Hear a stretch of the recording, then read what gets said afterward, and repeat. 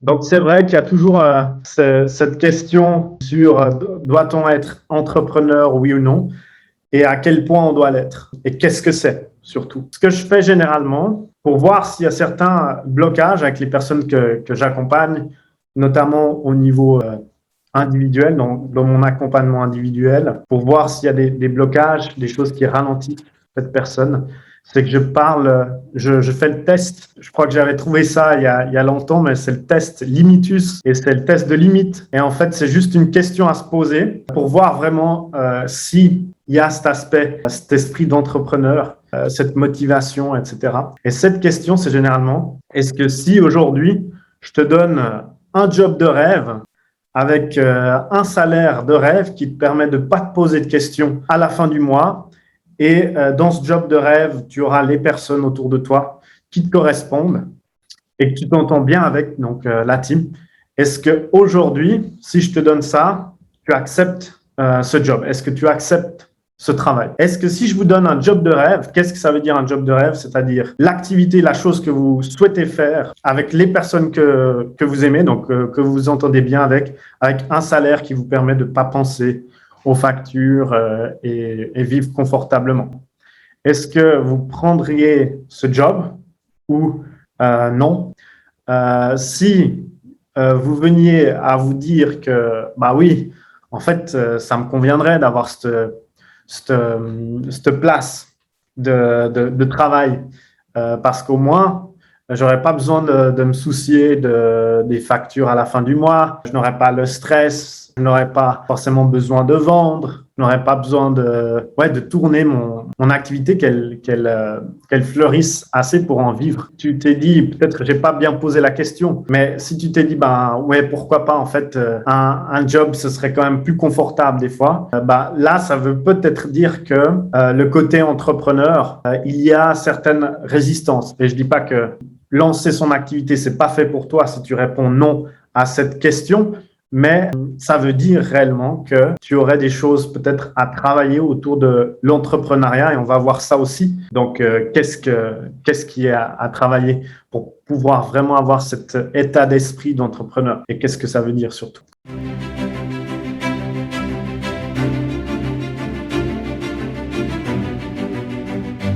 Quand on commence son activité, généralement, on a un peu une idée biaisée sur ce que c'est, en fin de compte. On pense que c'est tout rose parce qu'on voit en fait souvent le succès d'autres personnes où on pense que c'est plus facile parce que ce qu'on ne connaît pas, on ne peut pas le juger. Et en fait, je vous pose également la question, est-ce que pour les personnes qui sont déjà en activité, est-ce que vous auriez pensé que l'entrepreneuriat, le fait d'être indépendant, ça aurait été aussi difficile que ça avant de vous lancer, avant de prendre la décision de faire le grand saut, oui ou non? Dites-moi ce que vous en pensez, mais généralement, on ne connaît pas ce qui nous attend. C'est aussi ça l'entrepreneuriat, c'est que de nos jours, il y a une grande valorisation de l'entrepreneuriat, le fait d'être indépendant, financièrement aussi libre, autonome, et on voit pas souvent l'envers du décor avec le stress, les finances. Beaucoup de gens disent que c'est simple, mais il y a certaines difficultés et il faut avoir du coup les bons leviers à activer pour pouvoir se hisser vers le haut plus que de stagner ou bien aller vers le bas. On pense que c'est beaucoup plus simple que ce que c'est. Ça peut être simple, bien entendu, mais à des conditions données, je pense. Par exemple, se faire accompagner. L'image de l'entrepreneuriat, de ce que c'est et d'avoir une activité, c'est généralement plus une image de réussite parce que plus de personnes parlent de leur réussite publiquement que leur échec. Et donc, on a une image biaisée là-dessus. Je pense que c'est assez clair là-dessus. Mais parlons un peu de cette aventure entrepreneuriale parce que c'est toujours intéressant.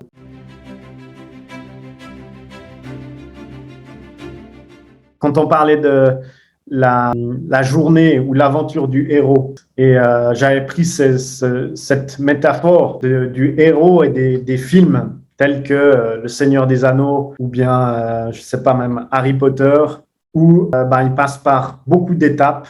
Donc au début, il y a la comté, par exemple, et ensuite, c'est très bien, c'est un standard. Il y a Gandalf qui arrive et l'aventure commence. Et jamais, par exemple, Frodon les hobbits auraient pensé que ce serait aussi difficile que ça pour arriver à remettre l'anneau là où il doit être.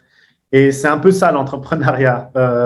Donc peut-être là, Gandalf arrive à la comté et il se dit ah ouais, ça va être trop cool. Et en fait, après, il y a tout ça qui arrive. Et c'est exactement ça.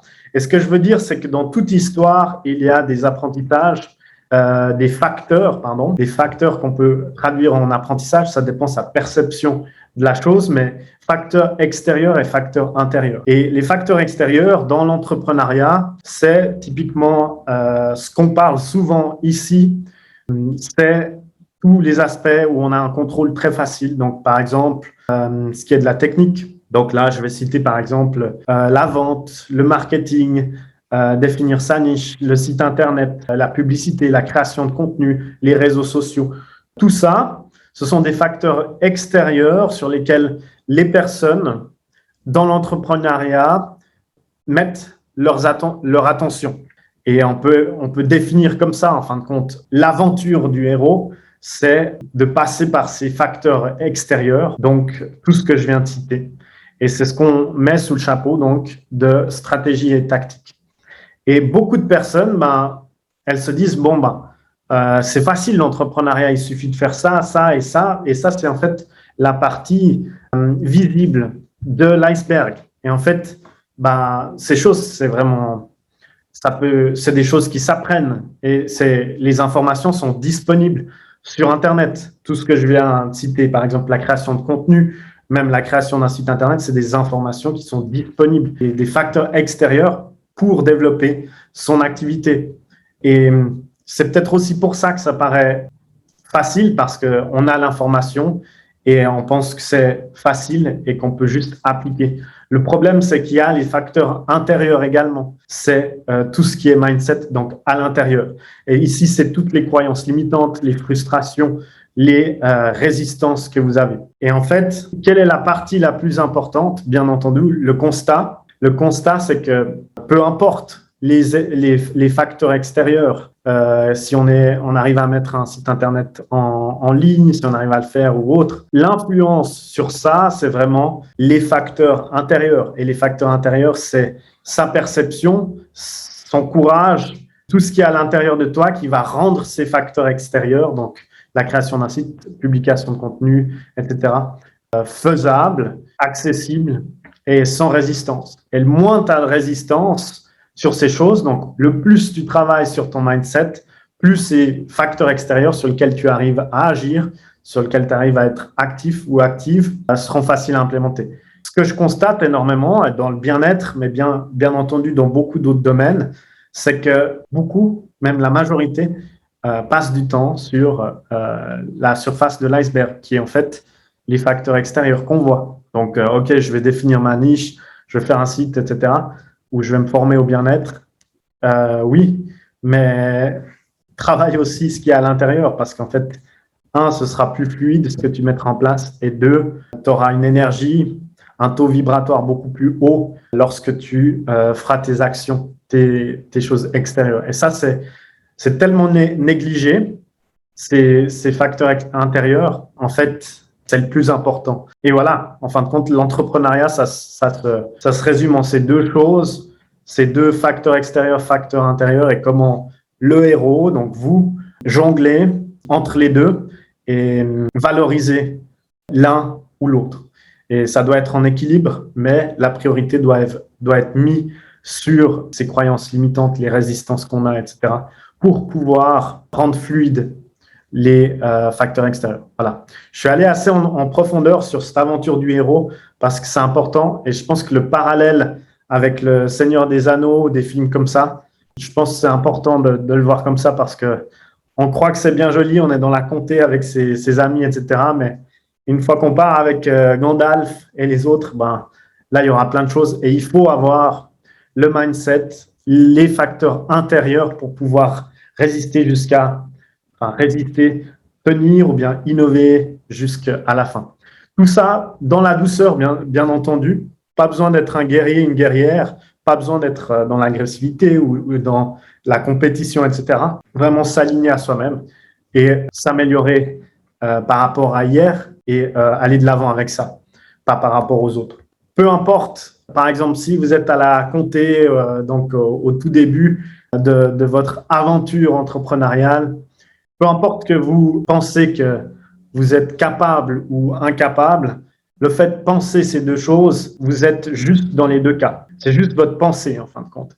Et ça, vous avez un contrôle là-dessus, proactif, de penser je suis capable ou je suis incapable. Et en fait, dans les deux cas, vous avez raison parce que c'est votre pensée. Donc, il faut vraiment travailler sur ce genre de choses pour penser que vous êtes capable et y aller. Je pense que je vais parler des leviers que je vois le plus souvent, que je perçois. J'ai accompagné quand même beaucoup de personnes.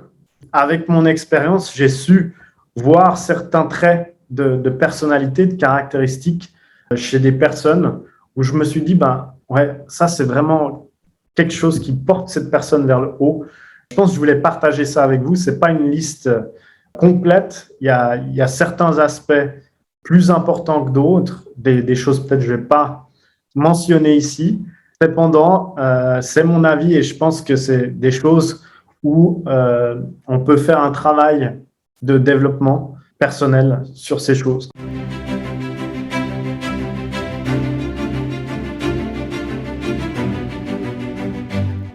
La première chose, c'est que je crois souvent chez les personnes qui m'impressionnent par ce qu'elles mettent en place et comment elles se rendent en lumière avec leur activité dans leur façon d'approcher l'entrepreneuriat, c'est le fait d'être passionné. Et ça, c'est la première chose, je pense, la passion de ce qu'on fait, en fin de compte. Et c'est vraiment le fait de se dire, mais je pourrais faire que ça sans compter les heures. Et je suis rempli de joie en faisant ce que je fais. Je ne sais pas si c'est le cas pour vous aujourd'hui dans votre activité.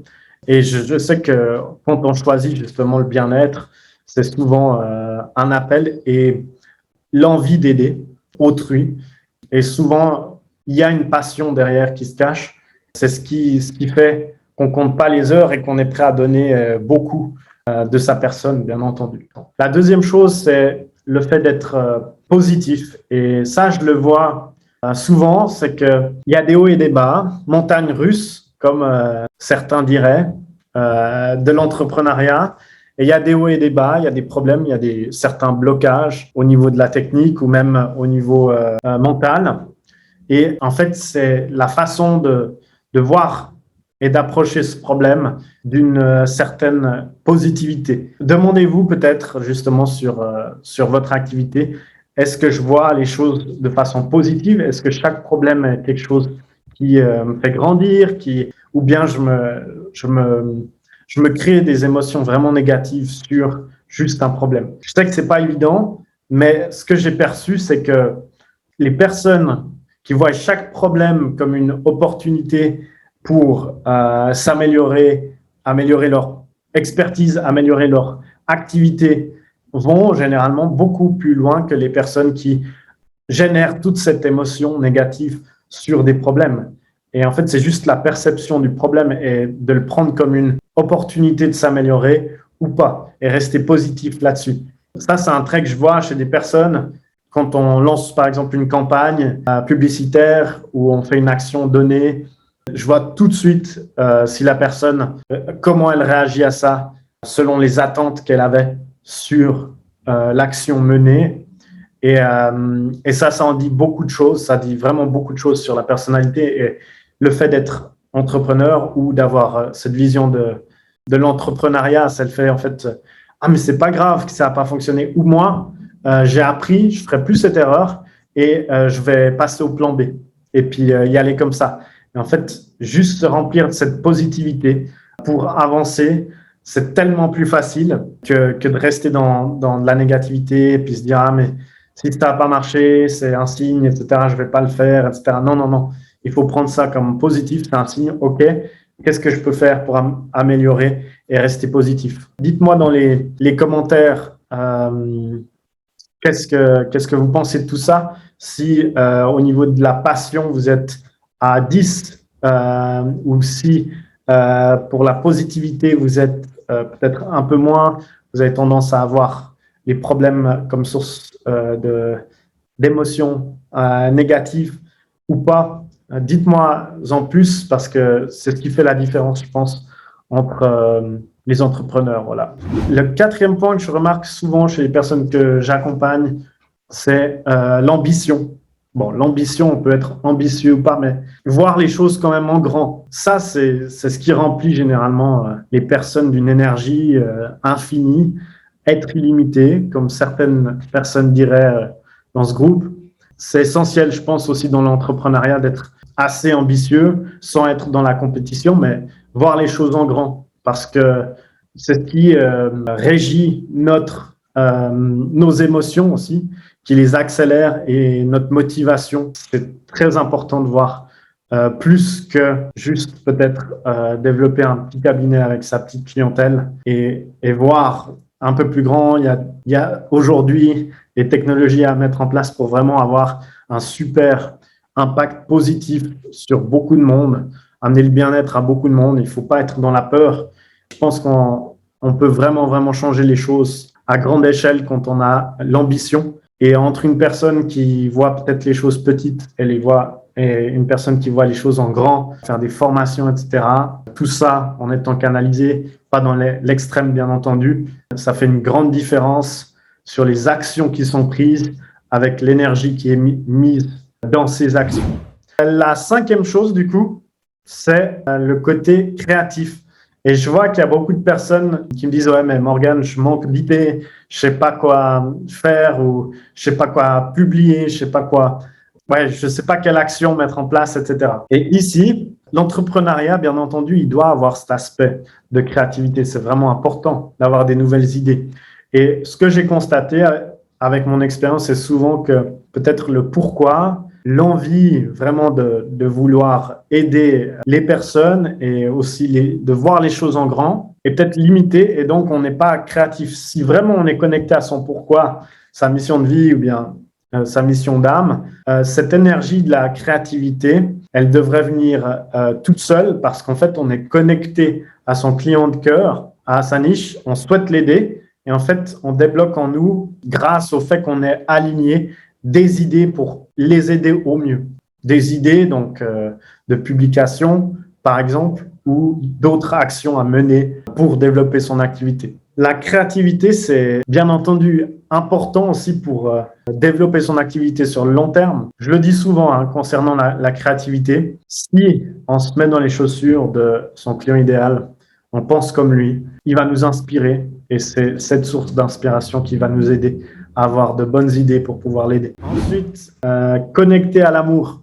Qu'est-ce que ça veut dire en tant qu'entrepreneur?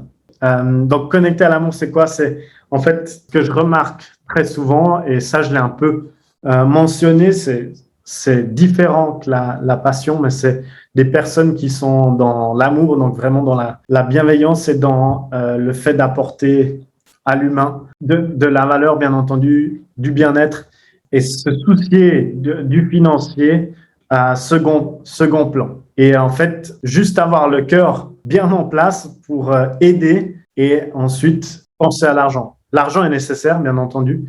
Dans toute activité, c'est vraiment l'oxygène de l'activité et c'est important de valoriser ce qu'on a comme expertise et la façon dont on accompagne les personnes. Ce que je veux dire par là, c'est que même l'argent peut être un moteur ou bien un levier pour pouvoir aider la personne. Il faut généralement le voir comme ça pour qu'elle mette les choses en place et qu'elle prenne au sérieux ce que vous lui donnez comme valeur. Une fois qu'on a compris ça, c'est OK et on ne se focalise pas, se concentre pas forcément sur son chiffre d'affaires ou son argent, mais plus sur le nombre de personnes impactées. Et ça, c'est important, mais bien entendu, il y a un équilibre. Et ça, je souhaite le souligner. On peut être dans l'amour, mais c'est aussi important d'être entrepreneur, bien savoir aussi valoriser son expertise, toutes ces années de formation et son savoir et aussi la transformation qu'on apporte à ses clients. La dernière chose, c'est le fait de constamment se développer personnellement. Le meilleur investissement que vous pouvez faire aujourd'hui, c'est sur vous-même, plus que des choses qui perdent de la valeur à l'extérieur. Cette réalisation, elle est importante. Vouloir faire les choses tout seul, perdre du temps, en fait, c'est juste un reflet du fait que vous croyez peut-être pas à 100% dans votre activité ou en vous-même pour pouvoir réellement vous attribuer la valeur d'un accompagnement ou la valeur d'un investissement dans votre activité, à votre activité. Et en fait, ça, je le vois réellement. Juste le fait d'investir sur soi, on atteint vraiment, vraiment un autre palier vibratoire au niveau de sa valeur, comment on se considère.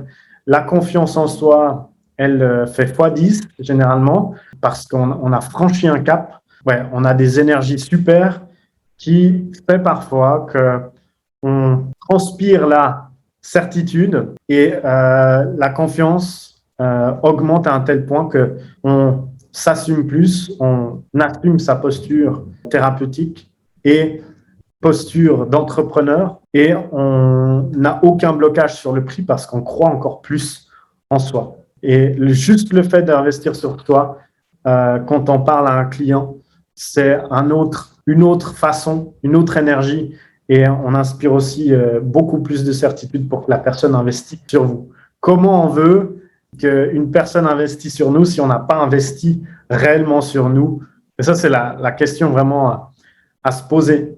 Et c'est vraiment, vraiment important. Si on va chercher du gratuit, si on reste dans un groupe et on regarde juste les informations, on demande juste les choses gratuites et on ne fait pas le pas d'investir sur soi, sur son activité, eh ben, au niveau vibratoire, sa confiance et l'image, l'énergie qu'on envoie aux clients ou aux patients consultants, elle sera complètement différente que si on y croit réellement, qu'on investit. Et il y a des miracles qui se passent généralement quand on franchit ce cap parce que les gens sont prêts à investir sur nous. Et ça, c'est impressionnant. Il n'y a pas tout qui s'explique, mais ouais, très, très important. Et je le vois, peu importe la valeur de l'investissement. Donc, développement personnel, c'est la 7e chose où il y a un levier à activer. Quand on investit sur soi, ça change les choses et c'est vraiment, ça fait partie de l'entrepreneur qui doit se développer soi-même pour tenir aussi dans le long terme, innover, apprendre des nouvelles choses, s'adapter à cette société qui change, mais également s'attribuer une valeur assez grande pour booster sa confiance, booster son énergie et tout ça. Donc voilà, ça c'est vraiment les facteurs internes sur lesquels je pense que définit un entrepreneur qui va vers le haut en tout cas, je pense, et qui a toutes les facettes et qui saura appréhender donc les facteurs extérieurs, donc la technique, vente, marketing, etc., de la meilleure façon sans avoir trop de résistance. Et je pense que si aujourd'hui vous avez des résistances au niveau justement du marketing, vente, technique, il y a ces leviers à activer, à améliorer pour pouvoir avancer sans trop se fatiguer, sans être frustré constamment dans la négativité. Bon, en tout cas, sachez que pour moi, c'est toujours un plaisir. Je le fais avec le cœur. On peut en discuter par Messenger ou bien au niveau du chat sous cette publication sur l'entrepreneuriat. Peut-être vous voyez d'autres leviers d'activation qui sont importants que je n'ai pas mentionnés. Je n'ai pas souhaité faire une liste de 100 éléments. J'ai vraiment voulu vous donner les éléments essentiels pour que vous mettez en place les actions qui vont faire fleurir votre activité et aider de plus en plus de personnes dans le besoin aujourd'hui des médecines douces, alternatives, parallèles du coup. Merci à vous. Pour les personnes qui n'ont pas encore pris de bilan d'activité, on les offre encore. Donc, qu'est-ce que c'est un bilan d'activité? C'est les membres de mon équipe, donc ici Patricia et Aurélie, qui vont regarder avec vous. Ça peut être également sur l'entrepreneuriat, donc quelles choses que j'ai mentionnées ici n'est peut-être pas à 10, comment les améliorer, etc. Mais également au niveau de tous les blocages, tous les problèmes, toutes les frustrations que vous avez au niveau de votre activité. Ici, ces bilans, c'est 30 minutes avec mon équipe pour regarder les blocages dans un premier temps, les identifier, ensuite regarder ce que vous pouvez faire pour les lever et atteindre votre pourquoi, votre mission de vie, la réalisation de votre projet de cœur. Et dans la finalité de cet appel, si on pense pouvoir vous aider, on vous fera également une proposition. On ne va pas se restreindre et ne pas vous proposer notre aide Par contre, vous aurez le droit de dire si oui ou non ça vous intéresse de savoir comment on peut vous aider à développer, à faire fleurir votre activité. Voilà. Merci beaucoup. Passez une bonne journée. Prenez soin de vous, prenez soin de vos proches et à très bientôt.